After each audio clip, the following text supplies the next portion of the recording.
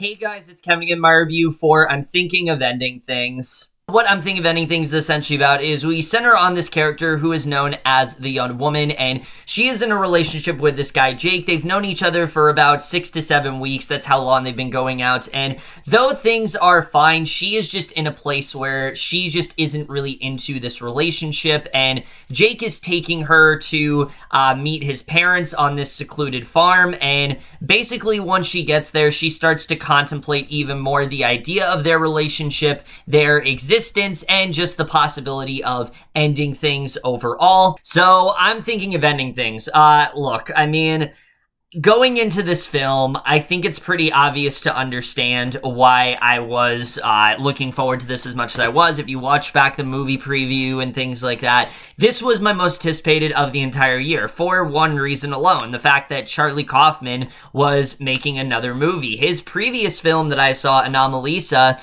ended up being my favorite of that decade. I think that is such a special and such a different kind of film about human emotions and about the idea of unsatisfaction and all that kind of stuff. And the idea of him making another movie very much did intrigue me, but especially after watching his other film that he's directed, Synecdoche, New York, which is one of the most dour and depressing films you'll ever watch, but really is a film about humanity and about the idea of, you know, enjoying things within your life and doing everything you can to make the most out of life, you know, so to speak. It's about a lot more things than that, but that really, I think, is the main idea of that film. It's about the idea of, like, just appreciating what you have and living life to the fullest and all that kind of stuff. Again, knowing that he was making another movie just wildly intrigued me. I think Kaufman is a director that touches upon human emotions in a way that most directors just simply can't, and I didn't know what this film really was going into it. I knew that it was going to be deep. I knew that it was going to be something that really touches my heart. I knew that it was going to be something very special, and especially after watching the trailer, I became even more intrigued within this story, and, you know, it looked like it was going to be more of a horror film in that way, and I'm very happy to say that I'm Thinking of Ending Things delivered in basically every way possible. This is without a doubt the best film that I have seen so far this year. That is another fantastic film from Kaufman for sure, but we're just getting to right now, starting off with the cast. And look, right off the bat, in terms of the cast here, there isn't a lot to say. There's a lot to say, but there also isn't a lot to say, because similar to Kaufman's last film, Anomalisa, this film really only has about 4 main characters. There's other characters in there. It's a larger ensemble overall, but there really is only 4 main characters, and all of them really do an incredible job. Make no mistake, the absolute star of this movie is Jessie Buckley as the young woman, who is just fantastic here. And look, I've always known that she can give a really strong performance when she needs to. I loved her in things like Wild Rose and things like that, but her performance here is utterly captivating, mainly because you are very much with the young woman throughout this entire movie. You are just as utterly confused as she is, but you also are really drawn into this world like she is. She's someone who seems very confident. She seems very self-assured, but you can tell throughout the entire movie that something is off, and she also does. And the way that she will gradually start to realize things, and the way that she starts to, you know, emote, and the things that get to her, you know, what she, you know, what she enjoys in life, what she doesn't enjoy. It's just something that Buckley, I think, just captured so well as a character. She's someone who, like I said, you really start to find out more and more about her as the movie goes on, and I really loved everything that she was doing throughout this film. I thought she gave such a incredible performance, and especially towards the latter half of this film, she really has some incredible work, and it's without a doubt one of the best performances that I have seen all year. I don't know if it's going to get Oscar recognition. I don't think it will, but I really sincerely hope it does, because she is very much showing why she is such a incredible actress in that way, and I really just loved everything that she ended up doing here. And then Jessie Plemons as well, I think gives such a fantastic performance as well, because Jake is the kind of guy that is very quiet. He's very soft-spoken. You're very unsure what Jake really wants, but the way that Plemons communicates that, I think, is fantastic. You can tell he's very sincere with what he's doing. Jake isn't the kind of guy that is bad towards the young woman. If anything, he is he's fine towards her. Like, he is a good boyfriend in that way. But you can see the communication that they have. It just doesn't work at all. You know, the young woman's very outspoken. Jake is a lot more quiet. He's a lot more subdued in that way. And I think the chemistry between these two is so spot on. I loved what they end up doing there, but specifically Plemons' performance. There comes a point in the movie where we realize what's really happening, and his performance only gets better after that. I loved what he ended up doing. He has maybe my favorite scene of the entire year, especially surrounding him, and I just loved what he ended up doing in this film. I've always known that Plemons is a fantastic actor, but this is a different kind of role for him. Like I said, he's a lot more quieter in here, and I think overall he just did a really great job within this movie. The chemistry between these two, whenever they're on screen together, they bounce off each other so well, or lack of chemistry, may I add, because again, these two are not connecting. These two don't have that solid foundation that you should if you're in a relationship with someone, and I thought that they just handled that so well. I love the two of them. I love the back and forth there, and I really couldn't have asked for anything more out of these two actors. I really think they gave it their fullest potential, and I was very impressed by both of them here.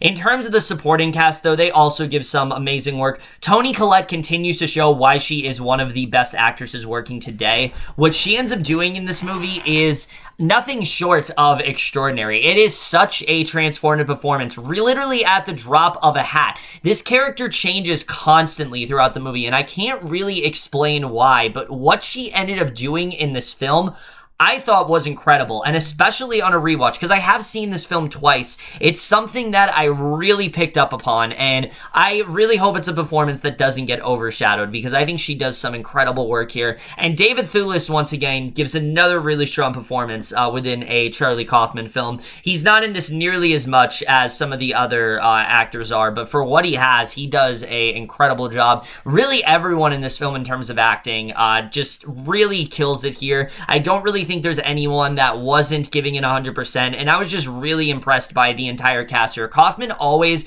finds a way to have his actors give these larger-than-life performances, and this film really is no exception at all. But easily the thing that makes this film as good as it is the directing and the writing here, which, I mean, when talking about Charlie Kaufman's directing, going into it, if you've seen his other films, we expect it to be weird. We expect it to be strange. We expect it to be more of an experience than an actual film. And what I mean by that is it's a film that we don't understand, you know, as much on the first time until we fully process it. And so these are things we are expecting. That being said, though, I'm thinking of Ending Things is really his most ambitious project yet, because he's delving into stuff that he really hasn't before. Yes, the film does get strange. Yes, the film does get weird, but it's done in a more horror sense. It's done in a way that is far more avant-garde. And yes, something you could say Synecdoche, New York is very strange, and it is. And I do think these elements have always been present in his other films, but here, he's just elevating on it. Here, he is just adding to the psyche of, you know, what he normally does. The film does go, you know, does touch upon some very dark things, but it also has this strange layer of humor in there. There is something deeply funny at points about what Kaufman is doing, because it is so strange, because it is so different in that way. And that's something I've always really admired about Kaufman. He's never afraid to delve into stuff that is truly unlike anyone else out there, and I really love what he ends up delivering with this film. It's really unlike anything he has done before, and it's crazy to think about, but I do think he's one of those directors that kind of reinvents himself with every film. With Synecdoche, New York, he really touched upon the idea of passion, the idea of, you know, he had these very big, like, set pieces and things like that, and it was very strange. With Anomalisa, he did do that, but now it's all, you know, stop motion, and then with them Thing of Ending Things, there's something really dark and sort of creepy about it. Everything has, like, a dark aesthetic, and I think the horror tone works very well there, and that's something I really did admire when it comes to this film.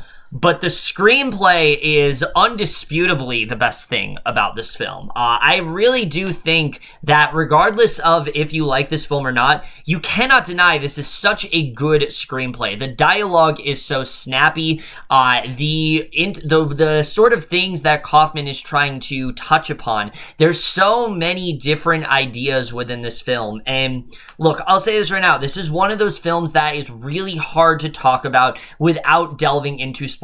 So I am going to do that eventually, but I'm going to try everything I can to talk about it without delving into that stuff at first, because I want to go about it that way. You know, I want to be able to talk to you about this film, but it's very difficult to do so. But the screenplay to this film is something that you're really not expecting. The story seems very simple, but there's always something else lying beneath the surface. There's always more that's going on. The second that you meet the young woman and Jake, you kind of wonder why they're even in a relationship in the first place. They're not connecting in the way that they should. It's not like it's an abusive or like a problematic relationship. They're fine. They're just not good together. They don't agree on anything. They don't seem to have the same opinions. They're not clicking in the way that they should. And you're just kind of wondering what is going on. And the way that we really follow the young woman throughout this journey, who really starts off having this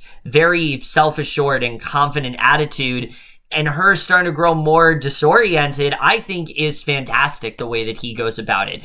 But it's not just that. It's the conversations that the young woman and Jake have. Some of the best scenes in this movie are just their sort of back and forth, because the way that Jake views life is very different from how the young woman views life. And that's something that I really did appreciate with this film. I think the screenplay is just fantastic here. And especially once you realize what Kaufman is really trying to do with it, I think it really is something very special and quite unlike anything he's done before. So I just can't praise the screenplay enough. I think it is absolutely fantastic. I think the details that are revealed within this film are so great, and there's just so much this film is trying to do that, again, I really do want to get into, but I'm going to wait till the end of this video to really delve into all that. The cinematography as well in this film is absolutely masterful. There are so many intricate details, just like all of Kaufman's films, hidden within the cinematography, but there's always a darker hue to them in this film, and the way that he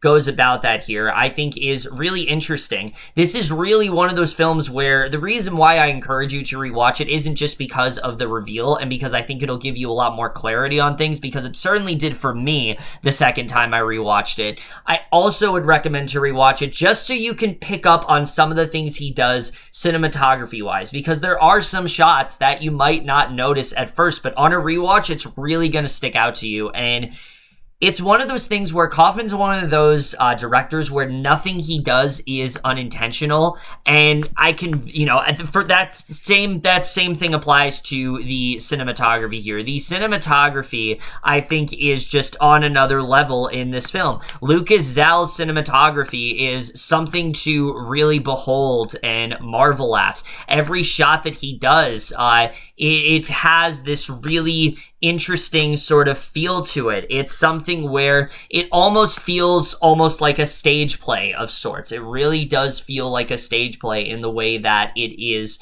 filmed, and I think he did a really good job at going about it that way. Minimal sets, you know, minimal locations, but you kind of feel trapped because of it. But you also feel very much lured into whatever we're in. You don't really understand what time period we're in. You don't really understand a lot of what's going on, but it's one of those things where you can't take your eyes off the screen because of how much the film is delivering in terms of cinematography. And I just absolutely love everything they're doing there. There's one sequence especially that I think is something that you truly are never going to forget. The way that it comes together is just absolutely incredible. And it's one of those things where you really do understand how powerful it is on a second watch, but it's one of those things where the cinematography really does stick out in this scene. It's so striking. It's so beautiful, and it's unlike anything that Kaufman has done before, and I really did appreciate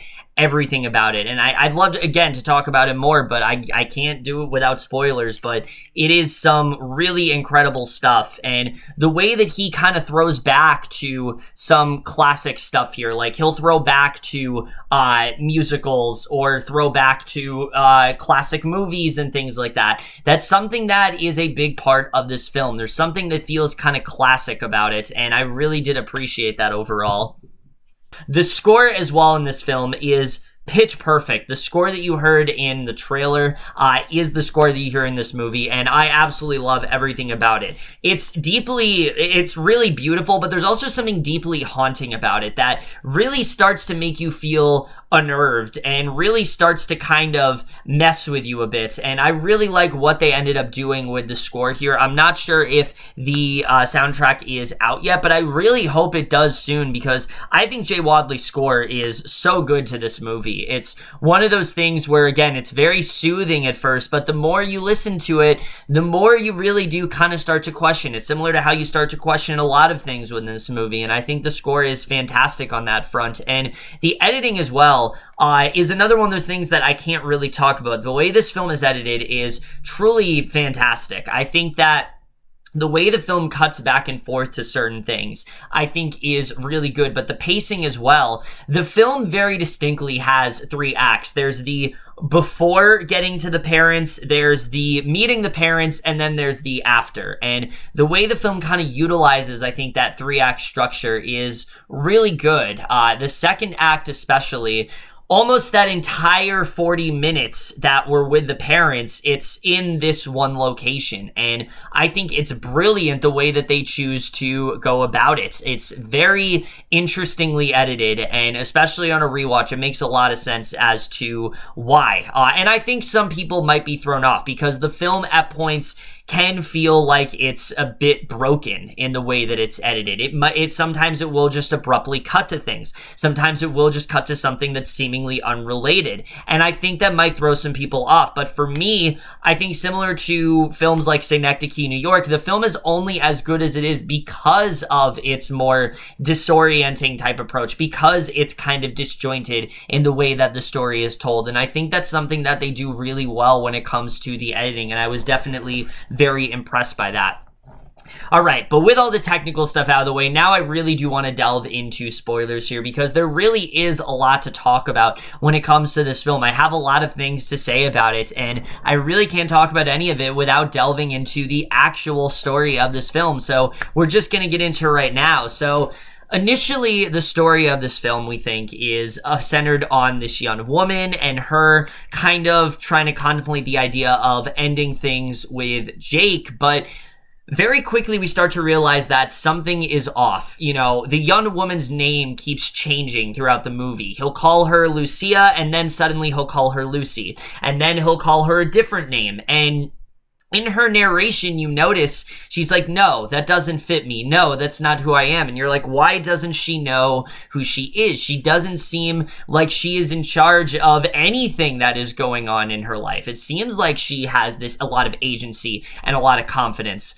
But then when her narration happens, you start to realize that there just is something off here. Something just isn't connecting in the way that it should. And that's when it eventually hits us that the entire film really hasn't been real. The only part of it that is actually real is the other story that's going on. We keep cutting back to this janitor at a high school. He is observing a play of Oklahoma. He's constantly just secluded by himself, all alone, and you're wondering what's really going on. And that's when we realize the film was never about the young woman. It's about the janitor.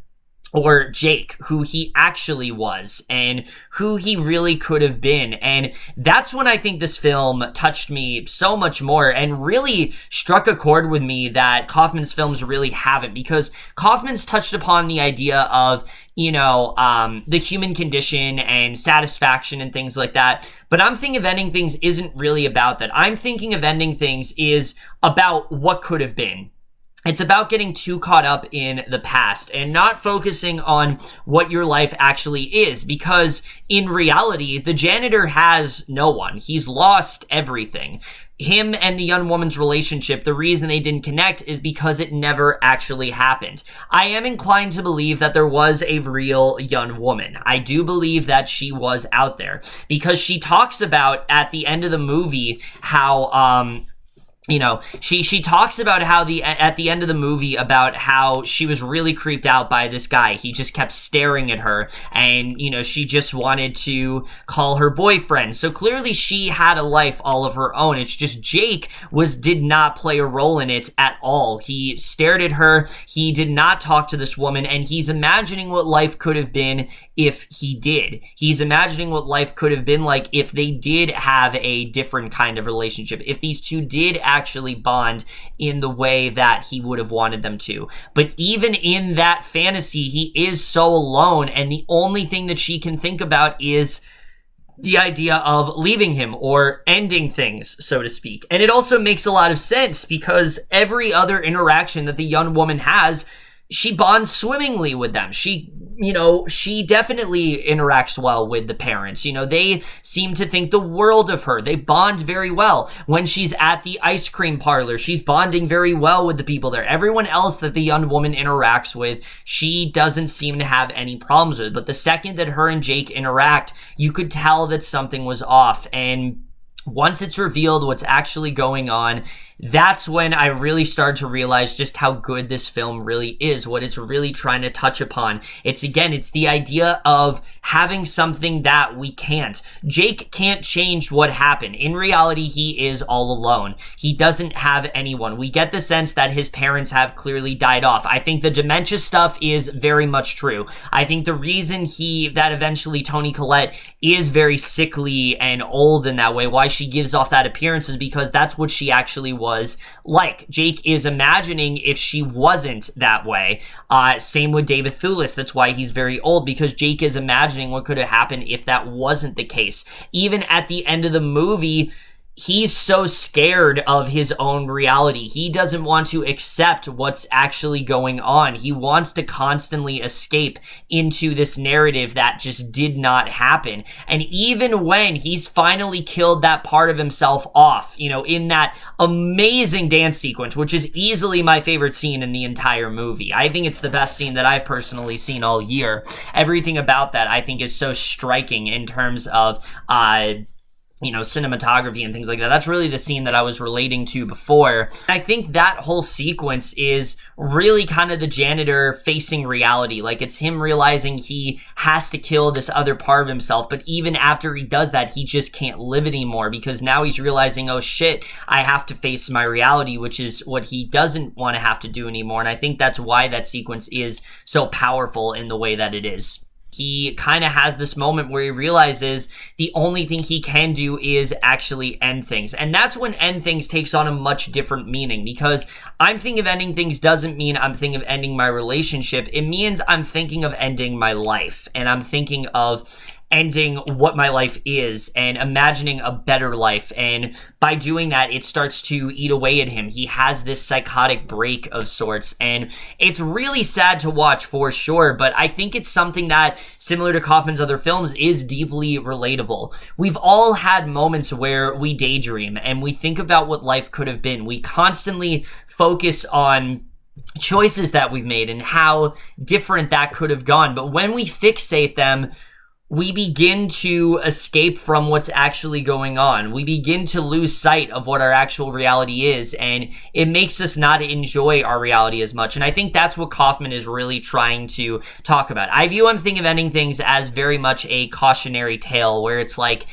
if you want a certain fantasy to happen, you need to do everything you can to make it happen. If you want a reality to happen, you need to do everything you can to make that reality happen. Jake didn't do that. Jake spent all of his life, helping out others. He stayed in his home to take care of his parents. He, became a janitor because that's all he could offer. He didn't get to become what he wanted. He wasn't a quantum physicist. He wasn't studying, he wasn't an artist. He didn't get to become a Broadway performer. So in this life, he does get to become that way. That is what he wanted to do, but it's not what he got to do. And you see just how sorrowful he is of that. You see how much he longs for that lifestyle. And I think that's what this film is really trying to touch upon. Again, us having those things that are just out of reach, those things that are just not going to happen. And I think that's what really hit me when it comes to this film. And I will be honest, there are probably still some things that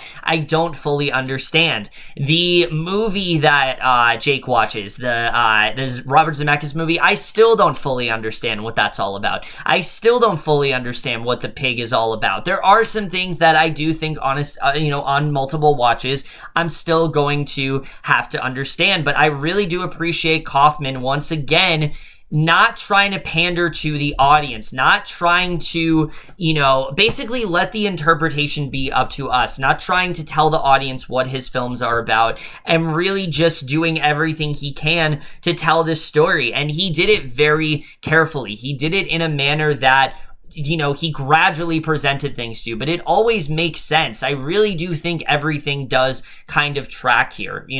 When the young woman is observing things in the laundry room, or the fact that she keeps being called by different names, or the fact that her life keeps changing, it's because of the fact that in reality, this version of her did not exist. She exists, but not this version of her. There is no version of her where Jake and her were together. It's what Jake wanted, but that's not what actually happened. And it shows how lonely he really is that, she is, rejecting him in that way. But I also think the ending with him singing Lonely Room from Oklahoma is probably one of the most insightful yet. It's an ending that I've been thinking about constantly because similar to how the character of Judd in Oklahoma is hated by literally everyone, Jake is very similar to where nobody really appreciates him. Nobody seems to give him any time of day. Nobody seems to really care much for Jake. And again, it's not because of the fact that Jake is a bad person. It's that he didn't really do anything to help himself. He was so socially awkward and so caught up in his own emotions that he just didn't do anything to help himself. And now it's just simply too late. Now there isn't anything that he can do. And I think that really was the best way to wrap things up here. I think that really is what this film is going for. Again, it's about the idea of if you want something, you do everything you can to try to get it. You don't do what Jake did. And I think looking at it that way, the film makes far more sense than it really will at first. And that's why I really do say rewatch this film if you've only seen it once. I really do implore all of you to do that because so much more of it makes sense. There's so many lines that will stick out to you more. The way that even Jake's parents keep mixing things up, it's because it didn't actually happen. I think, like how his mother says that he's genius, but it was really Janice. It's like, this is what his parents wanted him to be, but that's not really who he is. And that's why, he's not really connecting with his parents because that's not who he really was. And he knows the truth. He just doesn't want to face it until it is simply too late. And I think that's what the film really is all about. And I think that's what makes this film so special in the way that it does. So overall, guys, I'm thinking of ending things was pretty much everything that I wanted it to be. It's innovative, it's weird, it can get really horrifying at points, but there is something that is deeply profound about it. There's something that's really emotional that you don't realize until multiple viewings. You're not going to understand the complexity of this film on a first watch. And for some, that might be disappointing for sure, but that's something that Kaufman has always thrived in. He's always thrived into the idea of the unexplainable. He's always thrived into the idea of something that is so avant-garde, something that is so different from everything else you're seeing. And especially in a time where we are so limited in terms of entertainment, I can't think of a better film to be watching right now. I wish this film was being talked about more. I wish this film was gaining more momentum because it truly is something special. It really is different from other things you've seen. Yes, it does have homages to things like Mother and Hereditary, but it really is trying to do something different. It really is trying to be its own thing, and I can't praise Kaufman enough for it. After this film, he absolutely is one of my favorite directors working today, and I already knew he was, but this film absolutely shows why he is one of the best working today. It's game-changing stuff from him. It's unlike anything that I've seen in quite a while. It's definitely the best thing that I have seen in forever, and it's absolutely my favorite film of the entire year. There really isn't too much more that I could have asked for out of this film, so I think I'm just gonna go ahead and give I'm Thinking of Ending Things an A+.